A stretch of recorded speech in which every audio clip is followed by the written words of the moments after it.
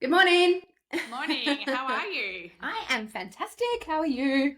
I'm good. Oh, gotta tell you, I am so sore and so tired today. Oh, yes. Is this from Yeah, your I've BJJ? yes, you inspired me with your boxing to get into it. So Two badasses right here. I used to like a while ago do jiu-jitsu because my kids both do, and I thought, I'll jump out, give it a go, and all that. But yeah, I've been re-inspired by your boxing tales and your all the things that we talk about, and yeah, I jumped in and I've done three classes, 3 training sessions this week, and oh my lord, I am so sore. That's so cool. That's the thing about when you've Yeah, not been doing something for so long and then you get back into it and you're like, oh, that's what that feels like. Yes. yes. But you said you've got some manic bruises as well. That's insane. Oh, I bruise really, really easily, and I Mm. don't think that BJJ is such a great sport for people that do bruise really easily. I'm just so happy that it's winter at the moment because long sleeves You can are a must. cover up. Do you know what that reminds me of is I did pole dancing for fitness for so many years, and I Yeah, hadn't for I used to have like a pole up at home just to practice. Like, it's so good for upper body strength and and core as and well. core, everything, Yeah, and just, yep. I guess, general fitness. And um my mum also does this. Like, I've got the coolest mum in the world. She does all sorts of weird and wonderful things. So she lives down in Hamlin Bay, which is down south of Margaret River here in WA. And so they've got like a bigger property and a couple of sheds and whatever. And so she set one of the sheds up as the pole studio because she'd have people over. She's in That's the so fitness cool. industry as well. And so she'd have people over and be training them on how to do basically like basic pole dancing for Yeah. fitness. And so I'd go down there every Christmas, have a few drinks and get on the pole and wake up Boxing Day covered in bruises, back of the knees, wrists, elbows, everything. So I do Yeah. sympathise with you. I totally understand. So there you go, everybody. It's There's a just bit of crap. insight into what Kos and I get up to when we're not working in the construction industry. Yeah, the behind the scenes of the behind the scenes. The behind the scenes of the behind the scenes. That's right. But you know what? We love it and we stay fit. And that's what I think, if anything, in the last couple of weeks or even the last month, I feel like my business has just evolved and grown again. It's just it's just going at a rate of knots, which is awesome. But Yeah. like, just doing 75 hard and these other fitness stuff that I'm doing, it just mentally has you in such a good space to deal with it all. And I've never Yeah. thrived more on the challenge. I'm just really enjoying everything business, and everything is throwing at me at the moment. So you got to have something like that in the background, I It's think. good to no, I totally agree. It's good when you've had a really, really hard day and you've been like, I mean, in the jobs that we do, a lot of it when we're not out seeing clients and stuff is sitting down at a desk. So Mm, getting out and actually moving the body, yeah. and just moving all that energy and, the potentially like, frustration to trying to get through things during the day, all of Mm, the pressures of business, and then yeah. just like leaving it out there. I mean, for me on the mats, for you and in the boxing ring, Yeah. and it just feels so good, and you just get such a great night's sleep. It's so fantastic. It's so true. Yeah, absolutely. And the sleep thing's so important. I struggle to sleep at the best of times. And you're right. Now that I think about it, I've actually been getting really solid sleeps for the last little while, and all because of that, no doubt. Yeah, But anyway, we're totally that off makes a topic. difference. We really are. We We are a really little bit are. off topic, but there you go, a little bit more insight into our worlds. What I did want to say before we get on proper topic, well, this is Yeah. proper topic, but our topic of the day Yes. is, I just wanted to do a shout out because we launched our podcast, even though we're now recording episode 7 and it's July. We launched our podcast last week, and I just wanted to do a thank you because we have both received, both together on the She's a Tool socials, but then independently and by our own circles, and then also just random people as well. Well, not random, people lesser known to us Yeah. have been sending us messages and well wishes and congratulations and stuff. And I feel like everybody has a podcast now and it's not that big a deal, but at the same time, like, it's exciting and you're putting yourself Yeah. out there, and the support that we've had has just been really, really lovely. So thank you so much. Thank you, everyone. It's been amazing.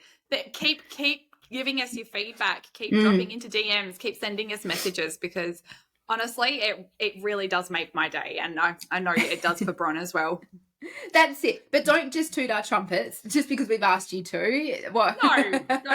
I mean, you can. We'll totally take it. But if there's legitimate feedback, if we're pissing you off, let us know as well. Yeah, absolutely. And if there's a topic that you'd like us to cover, let us know. Like, we'd love feedback along that as well. It just helps us to kind of evolve, and it'd be great. Yeah, absolutely. Wonderful. So we today are going to talk about, because you posted a very intriguing post this week, and I actually copied it over to my socials because I just thought it was just such a beautiful example. Maybe not beautiful, it's not the right word. Not from my perspective. Not from your perspective. It was a really good example of why you want professionals in your corner. Absolutely. There's always merit in doing things for yourself, and totally get that.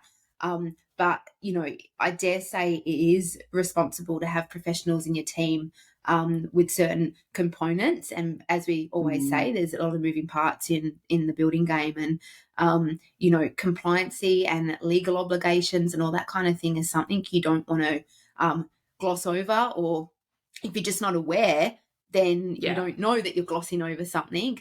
And in this instance, your post really highlighted how your services, in fact, literally save people hundreds of dollars just from one little minute part of the process, let alone across a series of events that have to happen in the process. So tell us about that, and give us for those who haven't seen the post, you can check it out, but Kos, give us a rundown of what happens. Yeah. Oh gosh. Okay, so we'll start. Take a breath first. Yeah, it was very oh my God, what the hell is happening when it happened. But looking back at it now, I can laugh because we did our due diligence, and we got on top of it really, really quickly. But when we do jobs for clients, for the bigger sort of projects, we always provide a quote. And in the quotes, obviously, you've got your planning application fees, building application fees for council. So we've got all of that on record in the job file. And when we submitted this planning application to council, it was for a job that was worth nearly $200,000. So, a substantial planning application job, a substantial size job. And my one of my team messaged me and said, "We've just received this invoice from council for planning fees," which that's not out of the ordinary, for $1,700. She said, "I've checked it against the job file and against the quote, and your quote says $524. So I'm not sure what's going on." I'm like, leave it with me. I'll have a look into it.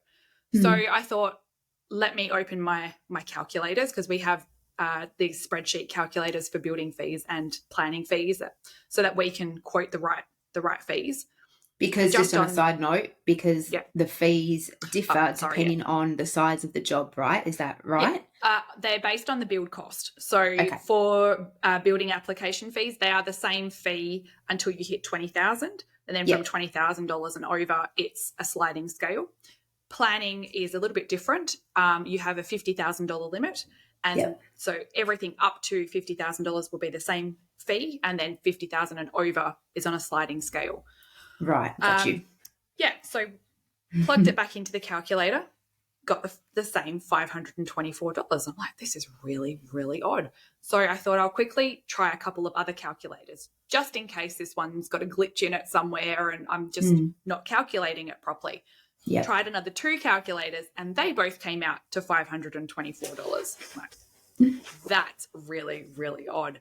So then I jumped onto this particular council's website to check if there were any extra fees that we perhaps hadn't covered, even though we do look at that sort of stuff when we're quoting. Yeah, I couldn't find anything else. I just was completely and utterly confused to why they were trying to charge us $1,700 for a $524 application fee. Because so the $1,700, sorry to interrupt again, I That's just got good. all the questions. Yeah, Is go for it. $1,700, I mean, would that be a reasonable fee on a different size project, or is that kind of a ludicrous fee, like Well, to flag anyway? Do you know what I mean? no, I mean it really does depend. If it was like a huge project, Yeah. and the fees that we had quoted were $1,700, well, Yeah. then that's what it's going to be, sort of thing. But yeah, it would have So to it wasn't be like council fees substantial. came back and you went, these fees are huge regardless. So No, I guess what I'm trying to say is that for the average person, they wouldn't yeah, know where $1,700 lies in the scheme of things. And as a professional, even yeah, you won't necessarily pick that up. It's only when it's relative to the project. It's not like you got a $20,000 bill and went, okay, that's obviously a mistake. You know, yeah, it was that's something that it. could still fly as legit, but As you legit. guys For were able to building, do your due diligence. yeah, thankfully. For building fees, they creep up a lot quicker, obviously because of the different limit. Yeah. So there'd be there were a couple of jobs that we did not too long ago. One was it was a building application for a renovation, Yeah. and I think the fees were $2,500, Yeah. and that's just council fees. Yeah. For a new build, we had $4,500 for building fees, and that for building you pay the council for their fees, but you also pay a construction training fund levy. Anything over $20,000, you pay a construction training fund levy, and that's something just for WA, I believe. We had there was one in South Australia as well. We had the CITB, so Construction Training Board. Yeah, So it's like 1.5% or like that's it, of whatever the total project price is. That's right. So it's similar. I think every state must have their own then, but this construction training fund levy goes to Construction Training WA, and they use the funds to train people in the industry, which is fantastic. But when you receive those sorts of fees, for building it's a little bit different. For planning, we generally see lower fees, simply because of that $50,000 kind of cutoff. But yeah, 1,700 you would probably expect to see on a project worth maybe around 450 to 500,000. So it'd be a substantial sized project. So double the size project that this particular one was. Yes. So what happened? What did you do about it?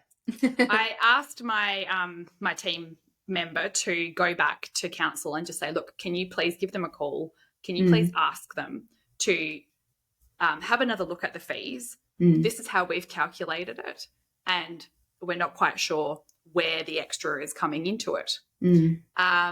Actually, she called and spoke to them. They asked her to email it through to them, so we emailed it through with all the snippets of how we had calculated it using the different calculators, showing them that it had came out to the same amount on each of the calculators.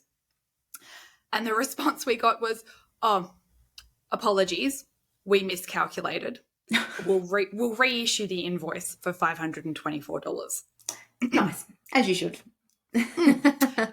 Which, that's great. But then it gets you thinking. If I was somebody doing this on my own home and I didn't know about these types of things, I probably would have assumed that council were correct in charging me $1,700, and that's just what the fees are. And I would have gone ahead and just paid it.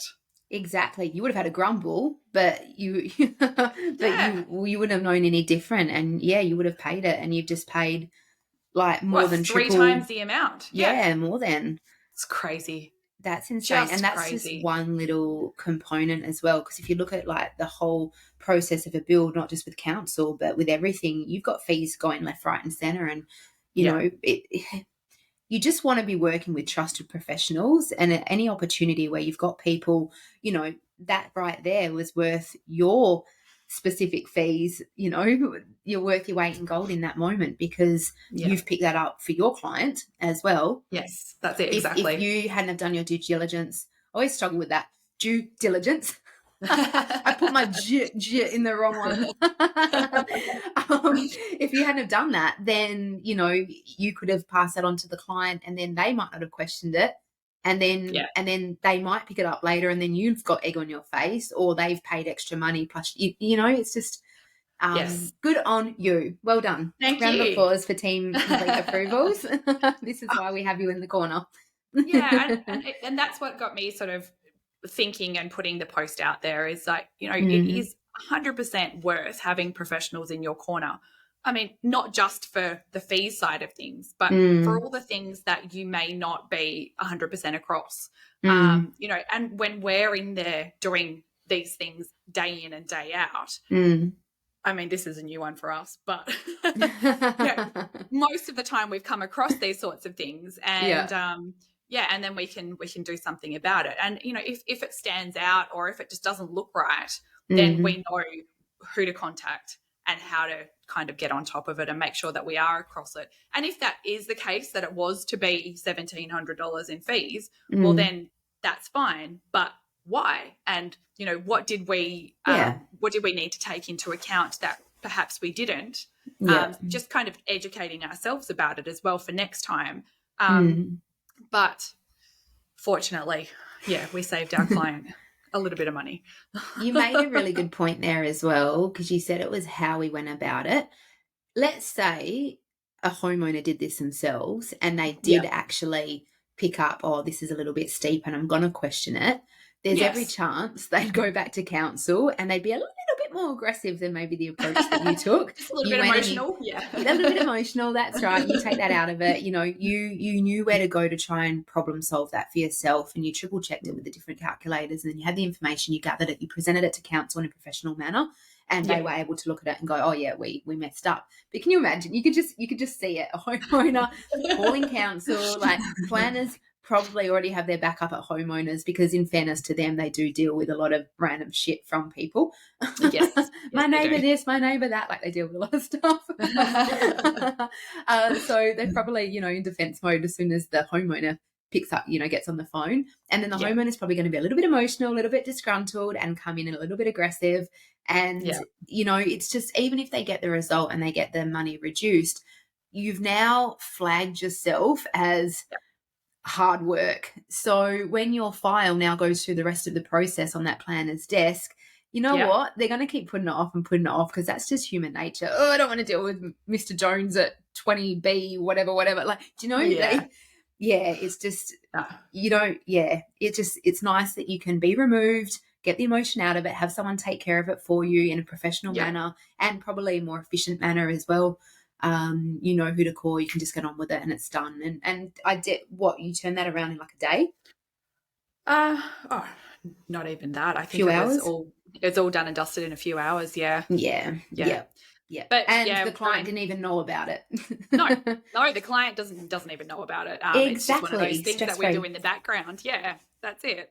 Yeah. And that's why we do what we do, is because it's to create that gap, and to have us deal with it rather than you, so that you're not going to have to get all emotional about it, because I mean, it's just how it works. Yeah. But if you don't know and you're the homeowner, every time something like this happens, you could get quite emotional about it, and and it compounds, it is what it is, doesn't it? You have one thing happen, and then that stresses you out, and then the next hurdle comes along. We're putting out I call them spot fires. Like, I'm forever putting out little spot fires, and I don't mean it in a negative, like this is such a jack. It's just part of the process. There's shit that comes up, and you're just problem solving all the time, and you're over here and you're over there, and you're putting out the little fires.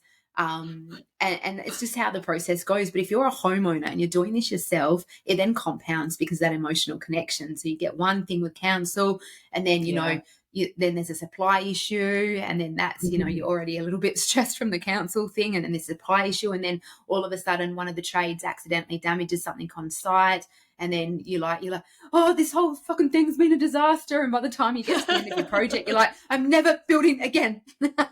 And then again, it tarnishes the industry. Yes, but for us, it's just called Tuesday. Exactly. Welcome to my week. That's so funny, so true. On on the emotional side of things, I have another good example actually. We I helped bet you've got a out. few.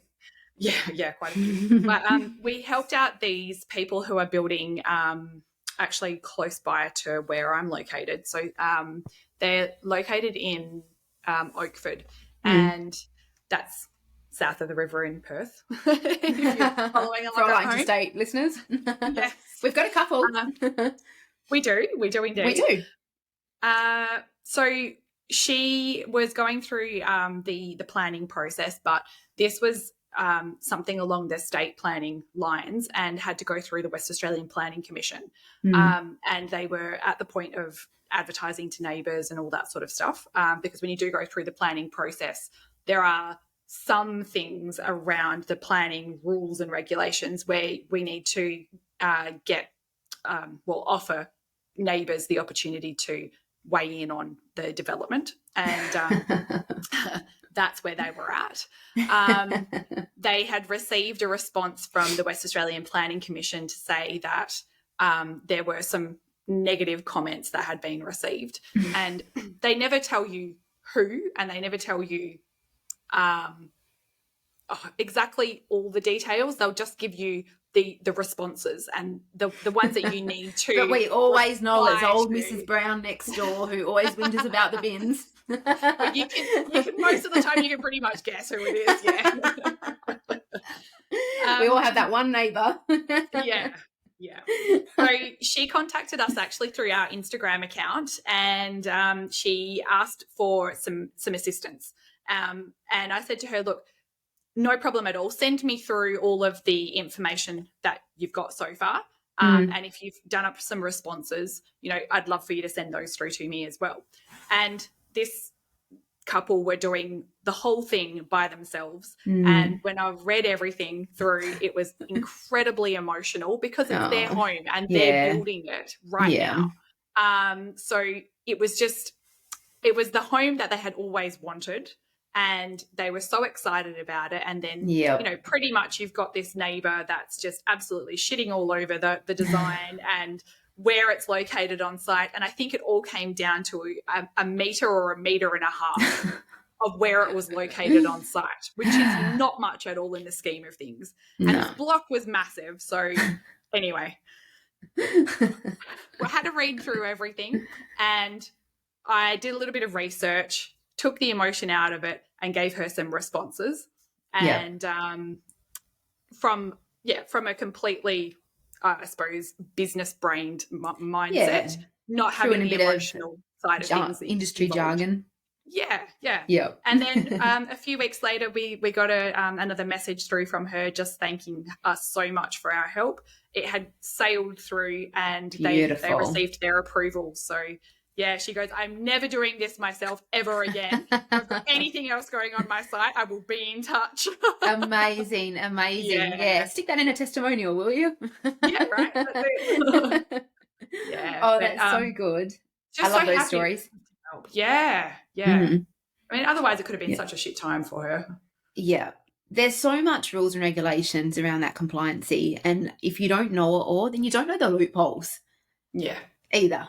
And you just don't know what jargon to put forward and what you can say. And I know when we've been in meetings with potential clients that we've spoken about, even just the professional relationship you've got with various councils, like any industry, it's networking to a point. And so whilst the rules and regulations are in place, you also have that personal connection with a lot of them too. So there's some things, you can just have a few conversations, and, they know how you work, you know how they work. Yeah, that's it.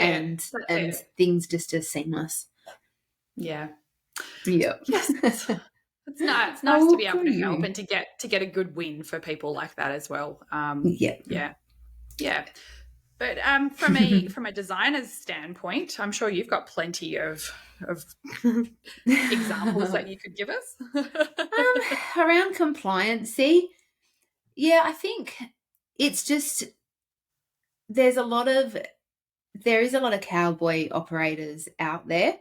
And so when it comes to design and putting things forward that are compliant, We'll put it this way. I get a lot of people in the early stages come to me with what their idea of their design is. So let's just even take, say, a bathroom, for example, and they want to move some things around. They don't have the construction knowledge around, say, plumbing.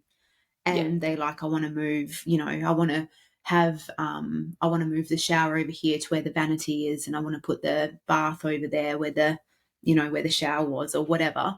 And the actual construction component of that obviously involves, obvious to me because I know, but maybe not to the homeowner. You've got different size waste pipes on all of your fixtures and fittings. So you've got 100 mil waste pipe on your toilet, you've got 80 mil waste pipe on your shower, you've got 40 mil waste pipes on your bath and your vanity, unless of course it's a double vanity, in which case it needs to be larger. 50 mil, I think it is. Oh, that's right. Or even just that, if someone comes and they're like, I want to swap my vanity to a double basin vanity rather than a single basin vanity, and I want to do it on the cheap, well, we're going to have to rework the plumbing. But if you're wanting to move things around, like a vanity and a bath might be completely interchangeable because they both have a 40 mil pipe. But people don't know that. So they start doing their own design, and then they go and hire a cowboy that will give them what they want. And the cowboy will maybe, where there's meant to now be a double vanity upgraded, the waste pipes has still kept it at a 40 mil pipe. Or they've, moved a shower over to where the vanity was, and they're now using that 40 mil waste pipe for the shower, which needs to be an 80 mil.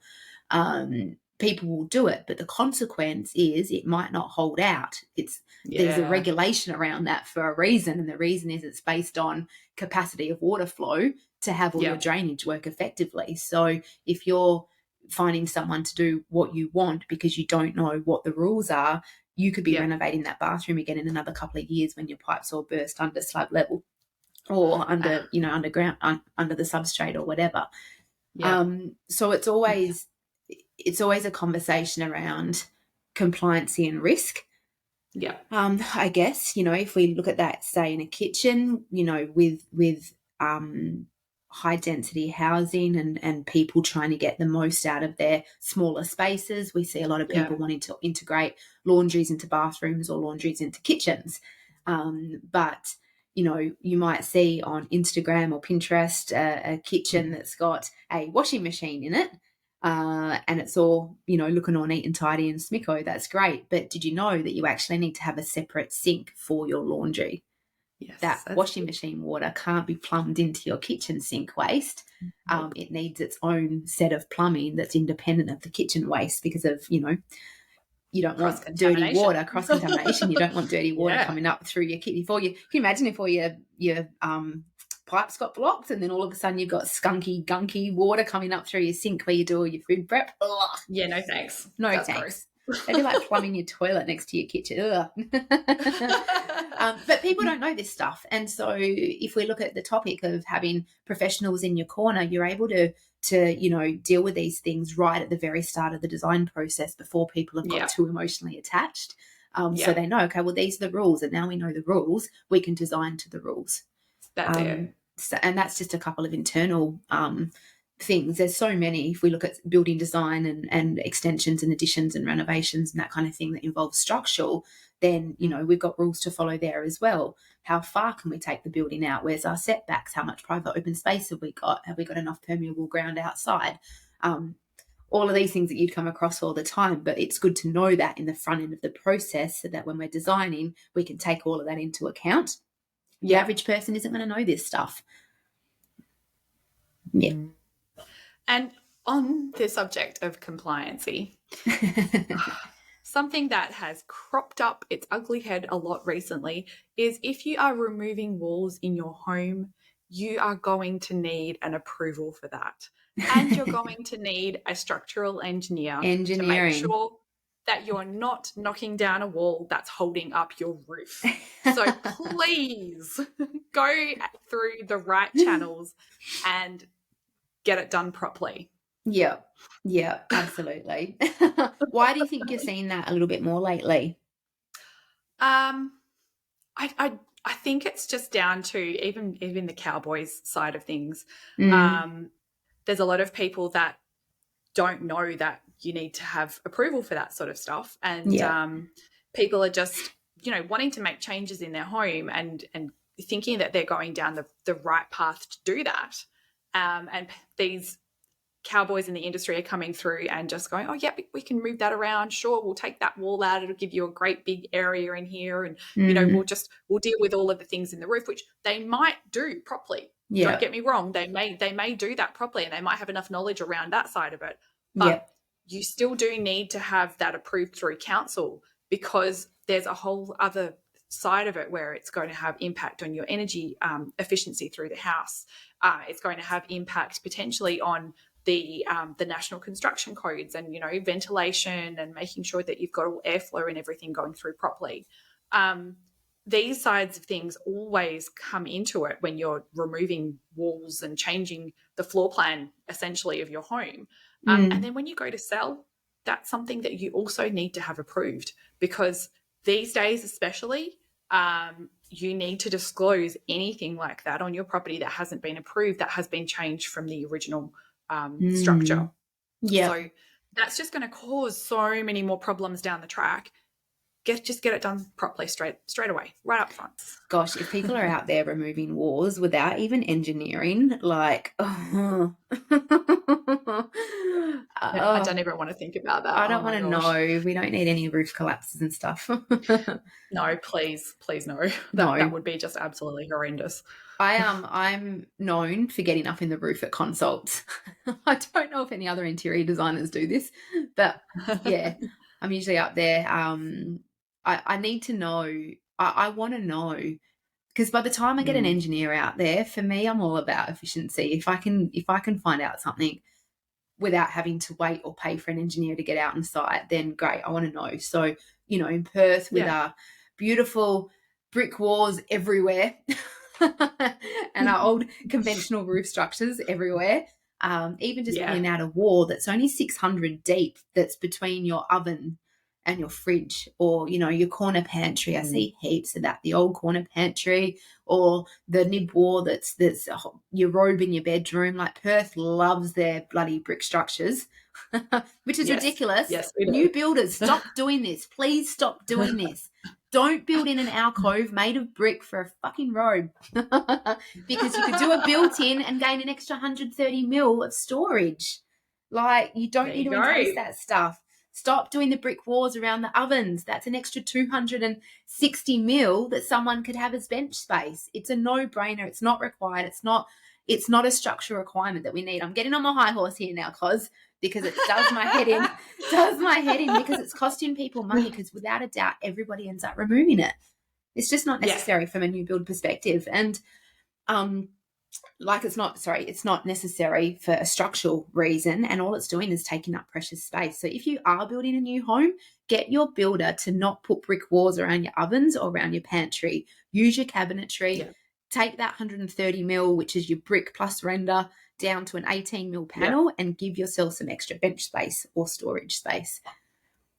Top tips. Not why I brought that up, but you know what? It's a good tip. No, I brought that up because I want to know, if I'm renovating a kitchen and I'm pulling out those brick walls, I want to know if there's any struts coming down on those walls. So if there is struts and the budget is a tight consideration, well, I know that wall, I need to work around that wall. Let's pull out what we can, but let's work around that one. Or if the budget allows, yes, we need to pull that out, but we're going to have to run a beam from here to here to pick up that load. So if I can know that from consultation, I can be designing around that from day one, as opposed to getting through concept design, getting that emotional attachment from the client, getting to a point where we're now getting the builder involved and we've got the engineers, and then they go, oh, guys, do you know about the strut that's landing on that wall? We're going to have to put a beam in. Oh, our budget doesn't allow for that extra few $1,000s for the beam. Or we're going to have to redesign the kitchen, which, guess what? There's going to be redesign fees. So it's going to cost you money no matter what. So let's just do everybody a favour, do our due diligence at the start, stick my head up in the roof. I love that. That's good. That's good. Yeah. Another reason to have professionals in your corner, right? Another reason to have professionals in your corner. Do you know what you're looking for? Let us know what your key takeaways from this episode were, and we'll see you back here next time. We will. See you, Tools. See you, tools.